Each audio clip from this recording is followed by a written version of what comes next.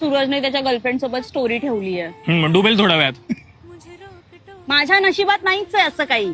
कधी साधा फोटो काढ म्हटलं तर बापरे बाप, एवढे स्ट्रगल आणि एवढा कष्ट येतात ना त्याच्या चेहऱ्यावर. का नाही टाकत तू माझी स्टोरी? मला सांग, मला काय प्रॉब्लेम? मम्मी आहे ना यार, मम्मीला हाईड करून पण टाकू शकतोस. असे कितीचे फॉलोअर्स आहेत रे तुझे? कोण आवडतं तुला?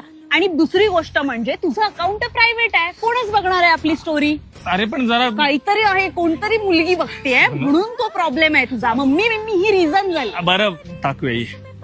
आता हा नाही, दुसरा. तू याचा विचार करून एखादा आपला जुना फोटो टाक आणि गाणं टाक. बर. श्रुती, हा काय फोटो आहे? हा किती जुना फोटो आहे? तुझ्याकडे एक आपला चांगला फोटो नाही करे?